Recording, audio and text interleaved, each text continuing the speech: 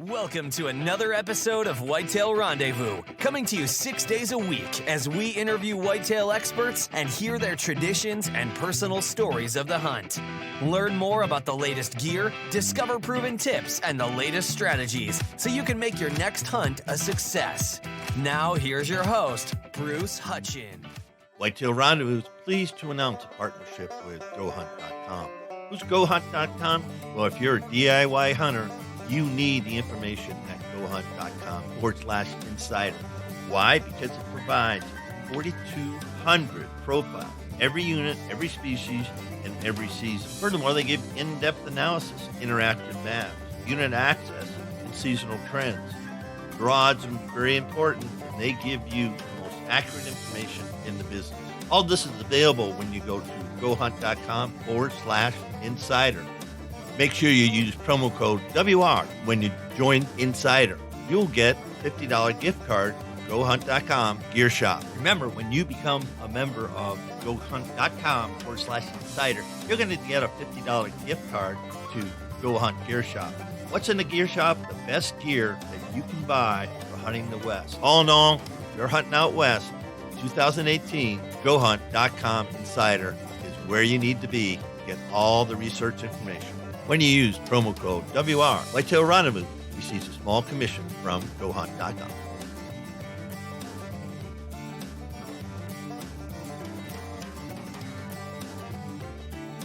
Hey folks, we got a new sponsor. It's called Buckwild Coffee. What's so special about Buckwild Coffee? Well, a gazillion people go to Starbucks every day and drink coffee. Well, why shouldn't Buckwild Coffee offer you light, medium, or dark roast with free shipping? All you have to do is go to whitetailrendezvous.com, go to shop, and order your coffee, and I'll ship it out for free. Hey, thanks so much for visiting Buckwild Coffee. The best brew in the West, the best brew around the campfire, the best brew in the hunting shack, the best brew anywhere. Buckwild Coffee. Get yours today.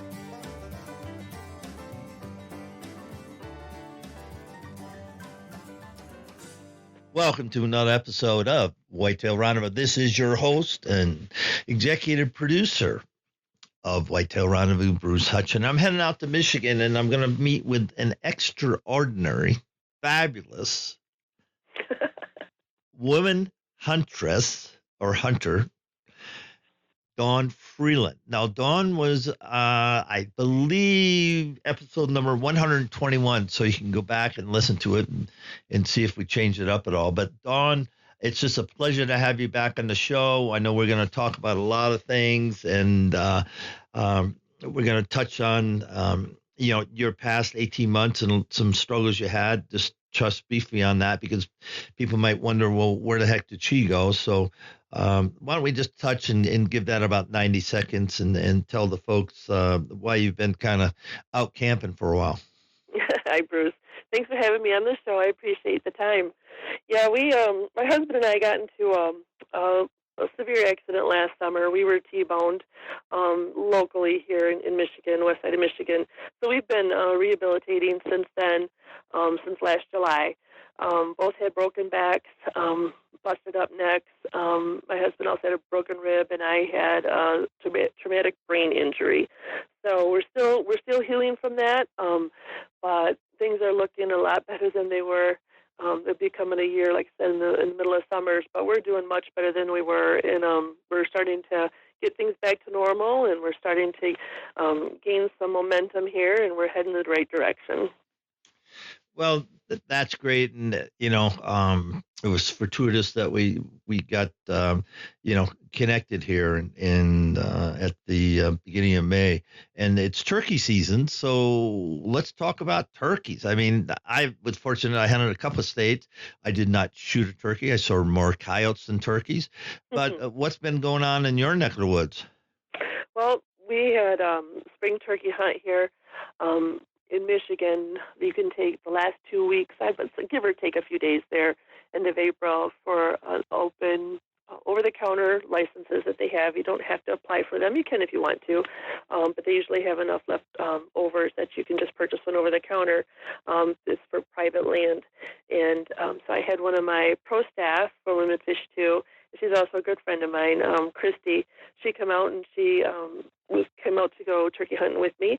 We planned for the weekend, but her husband ended up getting sick, and he was not able, or so she was not able to come on out. It didn't work out, but she was able to come out for a couple nights after work last week. We had everything set up, got the decoys out there, got it calling, and tried to get something coming in. We sat there for a few hours and had some giggles and some laughs, but in the end, we had one hen come out right about 7 o'clock, 7:30. It's pretty standard when she starts walking around out there, and but she wasn't able to bring any of the boys back with her.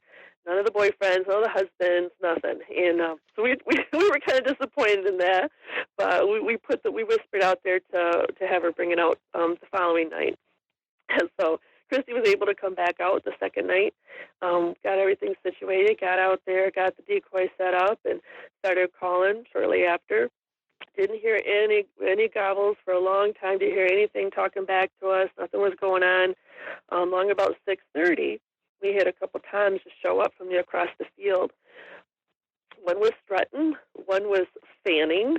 He was the smaller, and he was gobbling back, too. He was smaller of the two. The other one, just quiet. Didn't fan at all. Wasn't paying attention to what was going on. He just kind of paid attention to the other turkey. It was kind of a strange behavior there going on.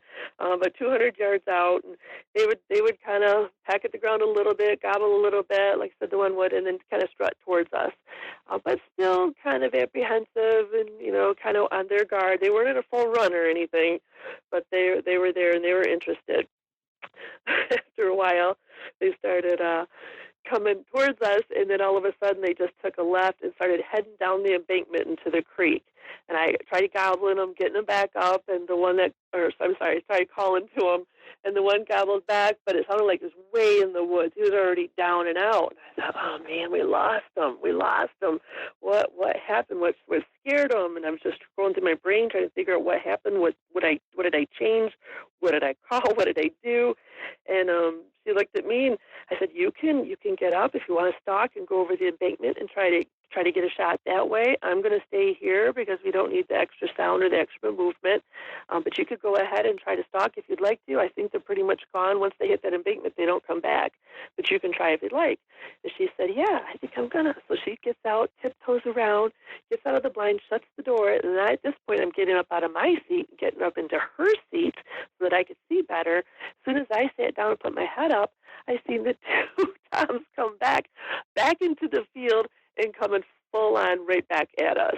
So I'm whispering to her as loud as I can to get back in the blind, trying not to move. These things are 47 yards away already at this point, so they can see us. They can see us moving, and it didn't faze them at all, which I couldn't believe. I've hunted turkey at 20 yards, and a wind come up to me and blew my hair sideways a little bit and then run off. And these two guys weren't spooked at all. So she gets in, sits back down. I told her to take a shot. She said, which one do I shoot? And I said, which one do you want? You got your choice. They're right there. They're both in range. Pick which one you think is bigger. And she did just that. Took the left-sided one, and a little bit brighter red head. He's the one that didn't gobble. He's the one that didn't strut. But she had a great shot. She took him down right there. We waited a few minutes until he stopped moving around a little bit. Got up, started walking out, and I said to her, man, that was a great shot. And I said, well, when was the last time you shot this gun? And she said, well, I've never shot this gun. And I said, right, so this is the first time you're shooting with this gun, and this is your first shot, your first time ever shooting at a turkey? And she said, yeah, and this is the first time shooting with a bead. I didn't have a scope. And I just like, holy smokes. That was a heck of a shot. You did an awesome job. I was so proud of her. I couldn't believe it. We laughed for a couple of minutes, and then, of course, we got up to the turkey and kind of pick him up, throw him in the back of the side-by-side, and bring him up, and then start posing him off, getting him washed off, and getting some pretty pictures for her. She was pretty happy. She was stoked. I was excited because like I said, I've tried taking calling in for other people, and it's never worked out very well. But this time, everything just worked for us, and we had a great time. No, Wow. it ended up being a 9.5 inch beard, about approximately 20 pounds, and 1 inch spurs. That's what he ended up with. So it worked out great. We had so much fun. Then I took her out to dinner afterwards and had a drink or two, and I just wish I could recreate that for me this week while I'm trying to turkey hunt. Why do you think they came back the embankment? Because I would think the little that I know about turkey hunting, once they kind of head one Yep. way, they're kind of heading that way. Exactly. I've never had them come back up. Once they're down, they're down. They have to go. It's a fairly steep hill, and they don't like to walk it. I'm not sure because, like I said, I could hear the gobble and the echo was echoing down, so he was headed down. I'm not sure what brought him back up. I did try to call a couple more times just to see because you never know. And this time they did come back out.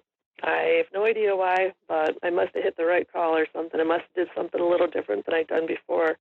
I wasn't aware of, but I wish I could have videotaped it so I paid Yeah. attention a little more at what I did so I could use it in the future. But Yeah, that you didn't think work about out. strategy and technique and all those things, and sometimes it don't really matter. They're you going to come and then you said they came on a string. They hustle right to you. Yeah, yeah. I've had them on full runs before. I've had three coming right at me, full run, and didn't have time to even scan which three of the three, which one I wanted. I just had to plug one before it got too close to me. But you know what? That happens too. It happens that you just don't see anything all season. You just take the good with the bad. And in the end, it's all a challenge and it's fun and you have a good time. And what it's all about is just having that camaraderie with that person too, and especially a new hunter like that is just amazing. Feed that fire a little bit and get her out there in the woods a little bit more.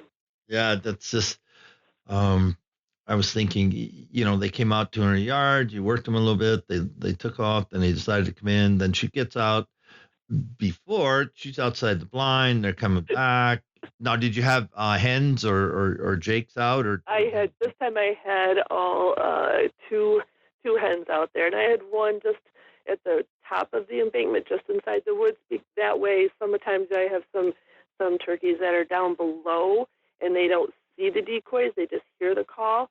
So if I put one at the top of that ridge, it kind of gives them something to aim for, and they know the prize that they're working for. Gives them a visual. I'm not sure if these guys saw her or not, but that's usually my layout plan, and it usually works pretty well for me. Yeah. Wow. And then, for your friend to just have a, beaded shotgun first time and staring down a turkey, and I get excited shooting anything, a rabbit, Yeah. squirrel, it wouldn't matter. Right. That's a heck of a job. She did awesome, and like I said, she's not as tall as I am, so she's a little bit shorter, and she's gun's about as tall as I am, and she's lifting that thing out the window. And those turkeys didn't bother at all. That she was, we moved around and could hear the sounds change, and her sitting in the chair and moving, and didn't phase them one bit. They did not care. They were coming right in. So. Well, it was your night. That's about all you can say. Yeah. Or her night. I Yeah. I have to say I was shaking just as much afterwards as if I had shot that gun myself. I was excited and just sparked for her for hours later, and it wasn't even my hunt. It was awesome. Yeah, I can. Yeah, I think a lot of our listeners can agree to that, especially hunting turkeys because it really is a social event, for the hunters, and to see a first time hunter get their turkey is a great thing as far as I'm concerned. It's a rite of spring, and that keeps our hunting traditions alive. Yeah. That's for sure. When we talked about things a year or so ago, you were talking about, the position of women in hunting and the difficulties it was to kind of get your foot up. What's changed in that arena now? Well, I think that I do believe that the industry is taking us a little bit more serious. And then as far as if you're just talking about apparel or talking about firearms or bows, they're starting to not just have a pink colored arrow. I mean, they're actually making full-on bows for women now, and we have more than just one to choose from. Especially with guns. I mean, we're having so many more options than we ever had, ever. And it's not just, like I said, it's not just the color, it's the size, it's the weight, it's everything. Also, like I said, the clothing, apparel that fits our bodies better. I think that we're taking it more serious, and I think that the industry is noticing and recognizing, and they're responding with giving us better options too. Yeah, just if you go in the ATA the last couple of years, it's just huge. The market switch or change or pivot, whatever word you want to use, because they realize one, women want to hunt, women have money, and it isn't just it's single moms, or ladies, career ladies. I know there's a lot of career ladies that say, heck, I want to go, I want to go elk hunting, and I have the money, and I'm going to go elk hunting, and Right. they're tougher, they're tougher than nails. So Yep. it's definitely a good thing that I see, throughout these years, that it's a positive trend. And you have people like Kirsty Pike that has grown her business significantly. And she's just one person I know very well that's been very successful with a company, specifically for women. Right. It's just been amazing. We're being receptive too. We're being receptive. They're receiving us. It's a two-way street now. At first, I wasn't sure how it was going to go. If this was just going to be a fad, this was just something that was popular at the time. But I don't think it is. I think this is really sticking around. I think a lot of people are really getting into it. They're appreciating the whole. The way that we do things better. I think that they're appreciating it more, the process that we have to go through. I think they're understanding it as far as, planning the hunts, what goes into it. And like I said, if you can afford some of the higher end hunts and the farther away and the bigger game, that's awesome. Get out there and enjoy yourself. Or if you have to save up for a long time too, that's what you got to do. But we're all in this together, and we're all have the same attitude, and we all have the same end game, is to have a great experience. Whether you were able to successfully harvest an animal or not is not the point. You're out there to have a good time and to enjoy the surroundings and enjoy what God has given us. So talk to me about Women Hunt 2, where that's going, and what you hope to bring forth in 2018 and beyond. Yeah, since, like I said, this last year, business has been a little bit slower just because I haven't been able to work very much in my rehabilitation. So I haven't pursued too many things coming down the line for Women Hunt 2. However, this year I specifically will be able to go on 2 different bear hunts this year, both in Canada, which is amazing. One is Gathering Lake Outfitters, and the other one is Tom's Black Bear Guiding Service. Both places I've been to before, and they're just amazing. Good times with both of them. So I'm excited about that. Perhaps a wolf hunt, I'm not sure. That's always something in the back burner too. We'll see. We can work one of those in, but I'm ready to go. I'm ready to kind of make up time a little bit for what I missed out on last year. We do have some events coming up. For the outdoors ladies out there, let's just say, we have some of the expos and shows we have coming up. They're just low key, but they're fun and they're exciting. For instance, the Fun and Sun RV and Camper Show in Silver Lake, Michigan. That's coming up on June 2nd and 3rd. That's a camping event. I'm going to be there camping at Lot 82, and I'm going to be talking to women and children about fishing and camping and getting outdoors, and doing some activities with them to try and encourage them and feed that fire in them also, and get them out there more often. That'll be a fun one. And then I have a big one at the Outdoor Weekend at Woods and Waters, which is in Imlay City, Michigan. That's an all weekend, a Friday, Saturday, and Sunday, September 7th, 8th, and 9th. I'll be in booth 51 in the Blue Building, just promoting women in the outdoors again, hunt, fishing, camping, whatever that looks like to you. Which might, to me, it's, all three. I love all three. Some women, not particularly fond perhaps of hunting or fishing or camping, but then they'll do one of the other ones. Maybe they'll fish, but they'll enjoy it. Maybe they'll go for walks or hikes, and whatever that looks like to them, we just want to encourage them because we want to get all women outdoors. We belong there too, not just homework or the mall. We also belong outdoors. And that's just basically what my message is. Just try to get that out to all the ladies out there to encourage them to get out there. Hey, you mentioned you had some tips for ladies, and we're about halfway through the show. So why don't we talk about the tips? I think must-haves. Yeah, I have the 5 must-haves for every woman hunter. Number one is safety. You have to have some which equals also common sense. Beware of your surroundings at all times. Beware of the threat of predators in your area that you're hunting in. Beware of the bucks during the rut season. Use safety harnesses when using the tree stands. Wear hunter's orange and flashlights at night. Bring your phone, two-way radio, something, walkie-talkie, something to communicate to somebody else. Let them know where you are hunting at and when you're supposed to return.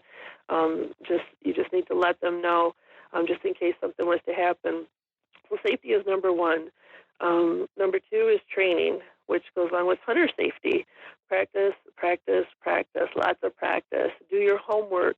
Google what you're hunting and where you're hunting, what the area is like, what are some of the natural predators in that area if it's something that you're not familiar with. Number 3 is your license. Don't forget your license. After all you've been through, after everything you've done, that's the one thing I think I always have it on me. And then I have to stop and consciously think, where is it at? Is it which pocket is it in? Which backpack is it in? Make sure you always have that with you. Number 4 is descent. You people descent their clothing, their body, their hair with unscented shampoo and conditioners. But a lot of times people forget to do their boots and their backpacks, things like that, your slings, things like that you consider everything on your body, but you don't think of something you're adding later. Just remember to keep that in mind. Also, number 5 is staying warm. Women, number one comfort things that women like to have is warmth. That's the number one complaint that they have, staying warm and comfortable. Think ahead to the weather conditions. Bring an extra chair pad, a blanket even, a heater, extra scarves, hats, gloves, whatever it takes to keep you warm out there. The longer you're more comfortable and warm out there, the longer you're going to stay and the more you're going to enjoy yourself also. But a bonus one is your confidence. Now, you've been training for this. You've been working for this. You've been doing your homework. Be confident when you're out there and be ready. And just take it easy, take a breath, and have a good time and enjoy yourself. Thanks for that. And one thing about safety, and we're getting a larger problem in this here in Colorado because of our marijuana laws. People are growing on the national forest or BLM land. And so women hunt, a lot of women hunt, in Colorado. I mean, no question about it. Mm-hmm. And there's some great hunters. But having said that, a lot of them are carrying small LCPs or a small 9, just, to not even the odds, just a deterrent and just as a confidence that they can get into a situation where it could be real uncomfortable and they can say, look, this is what I'm going to do. I'm going that way.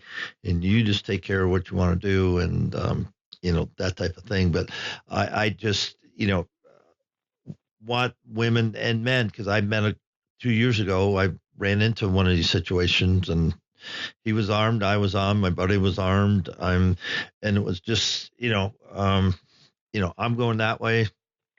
You stay where you are and I'm not, you won't see me back. And that's it. But we live in a different society. And I guess safety isn't just, safety in the tree stand. It's safety from the time you leave your house to the time you get home. Right.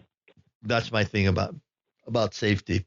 Yes, this should always be in the forefront of your mind whether it's, safety from your vehicle. Make sure that you have a spare tire. I mean, it could be anything regarding safety, and other people, other hunters, the problems that should arise regarding that, absolutely. Now, I know some states that you're not allowed to bring, if you have a concealed weapon permit, to bring your gun with you along, or your handgun with you along with your rifle or shotgun or bow. So you really got to pay attention to what states allow you to do that, which is a nice bonus if you can, but not all states do allow that. Correct. So check your state regs before you say, "Oh, I heard this guy on Whitetail Rendezvous. He said I could." Wrong. Exactly. That's a disclaimer right there. Thank you so much for that. Check your regs, check your state regs, and but be safe, especially guys and gals. Today it doesn't matter. It flat doesn't matter. So moving along, what are your plans for whitetail hunting this fall? Whitetail hunting, I of course hunt here on our farm in west side of the state in Michigan. That's where I do most of my whitetail hunting. I do have a friend in the southern part of Illinois that I like to visit occasionally here and there and get a chance to get down there and hunt. Of course, I take advantage of that if I can. But as far as my everyday hunt, I start hunting September 15th for fall turkey. Then October 1st, we start with archery for whitetail and go till January 1st with the different seasons between bow and, of course, rifle or shotgun or muzzleloader here. So I hit them all. So where'd that passion come from? I get that one asked a lot. It wasn't so much I was raised with it. My dad was an avid hunter, but and he would go out quite a bit, and he would take my older brother from time to time, and they would go squirrel hunting and such, and I would see the squirrels, and I'd bring them back, and, I'd watch them, gut them and clean them out, and, and I was so interested. I wanted to go too so badly, but he pretty much said things like, well, it's not really for girls. Go see what your mom's doing in the kitchen kind of a thing. But so I wasn't able to foster that for me, and then he passed away in a car accident when I had just turned 11. So I didn't have that avenue to go down the towards, but I was always curious about what he was doing and why and what was happening, and I wanted to find out the process. Fast forward a few years later, my husband, boyfriend at the time, he is an avid hunter. So, and he was going out quite a bit, and he lived and breathed it in the fall. And what is so intoxicating? What is so great about this? And I was more curious, what is this? And he tried explaining it to me, and I'm just kind of like, yeah, whatever. And I actually sat with him one time. I think I brought like a college textbook with me or something, and I was reading in the blind, and I had my head down for quite a bit, and I didn't notice it had been snowing. I had no idea. I just had been reading, sitting there quietly while he's hunting. And then he whispers to me, a doe and two fawns come out. And he said, look up. And I did, and I had seen all this blanket of snow, and it just rustling through the trees, through the pine trees. And here's the mom and the two babies walking through the woods, just like a postcard or a fancy calendar that you would get in the mail, something that you would purchase. It was absolutely stunning. At that moment, I just kind of went, oh, I get it now a little bit. So I tell people it was a third my dad, I get a third from my husband, and a third me. It had to be, I had to take some initiative in it. It had to, it had to work with me. I had to have that curiosity and that want and that drive. Otherwise, no matter what they said or did, it wouldn't have mattered. So it's a little bit of everything, a little culmination of everything. And now you're sharing it and passing it on and mentoring and doing all the wonderful things that you do, because I know you've been very active in the state, helping a lot of people and paying it forward, if you will. But being a great representative of women in the outdoors, and that's nice. I mean, I just think that's a wonderful thing. Oh, before we move on, what's your code for your store? We're going to do a brief commercial right here. And Dawn, Freeland, Women Hunt Too. What's your promo code? Yeah, what I have is for anybody that's still listening to this podcast, I should say, still listening to ramble on much longer than I need to, but I love it, so I'm going to keep rambling if I can. Um, I have a discount code. It's all caps, the word radio, RADIO. They're going to get 20% off everything in the store at womenhunt2.com. It's the second tab over. You click on that, and anything in there, 20% off will go towards anything, even the sale items. Okay, folks. So you go to womenhunt2.com, and your promo code when you check out is radio, all caps, for 20% off. And so that's $20, $20 or 20%, however you want to look at it. It makes a difference. And thank you for that. And, people can get a hold of you where in social media? Oh, we're on Facebook on www.facebook.com/womenhunt2. We're also on Twitter and Instagram. And what's your call signs there, Women Hunt 2? Women Hunt 2. Duh. Only the best. No, I appreciate it. I love what I do. I love talking to these women and encouraging them, and even some of the younger girls, to get outdoors. Like I said, when I first started, there wasn't much out there geared towards women that hunt. There just wasn't much, and I really looked and really tried to find something. And when this all came about, it was out of necessity again. It just wasn't anything like that, and I wanted a place for women to go. They could go onto the Facebook page. It's very interactive. You can ask questions. You can post some of your photos, your fan photos, questions. A big question that we get quite a bit is, what do ladies do when you have to go to the bathroom when you're in a tree stand? Things like that. You don't have too many places in life that you can go and ask these questions, but people do on the Facebook page. We're able to share that question with others. You will get probably many different answers back. One of those answers, those comments, will work for you. Not all of them, but some will, and you can adapt that to your surroundings and to what you're doing in your hunt, and that will work for you. So we just encourage fan questions and fan shares all the time. We love it. You think about the simple things that guys just take for granted, and things change up with women, just getting in the stand, sitting in a stand all day, the weight of, lifting things. And there's a lot of different things that enter into for women in the stands. I mean, and, I just find it interesting that women have in many cases surpassed men as being better hunters. And I take that from my fly fishing days when I used to instruct women, and they were much more easier than guys. Guys just want to be all muscle and all this. And women, one, they listen, and then they just use the timing and the muscles, and they were very, very proficient fly fishermen very quickly. Very good. Yeah, I encourage, all women, like I said, to get outdoors. We're fun. I'm finding is women tend to pay attention more to details, whether it's just visually sitting out in the woods, you're visually paying attention to every little detail, every little leaf that's moved, or different colors, and the way the sun hits different parts of the trees, different bushes. Of course, things will change. Wow, that black bob wasn't there a few minutes ago. Maybe that's a small deer, or maybe that's a bear.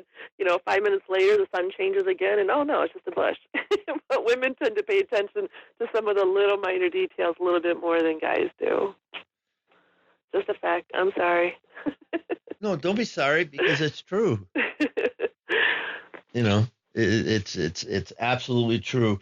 Well, with this, we're just going to wrap up another episode of Whitetail Rendezvous with Dawn Freeland of Women Hunt 2 out of Michigan. And ladies, check her out. She's the real deal. She's a good friend, and I'm so happy she's recovering from her car accident last year. And there's some great hunts ahead for her. I can't wait to see some pictures of her turkey this weekend and some bears on the wall coming soon. Great. Thank you so much. I appreciate your time and having me. Have a great weekend. I will. See ya. Break. Did you hang up? You hung up. Okay. She hung. Man, the next show is going to be fun because we're going to be talking about hunting mature bucks in the Dakotas with Jake Gullickson and Sean Newberg.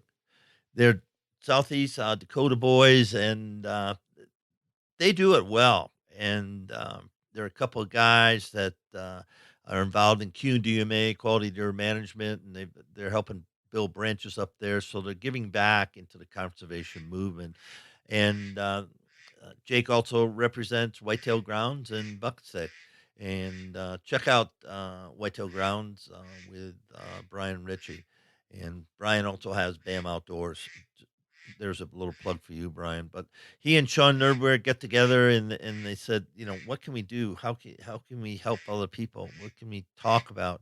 And so that's what they do. They talk to people and they get on podcasts and they love talking about bow hunting mature whitetails. So that's what this show's all about. You're going to have fun, take some notes, and these guys have got some insights that you might not have heard before.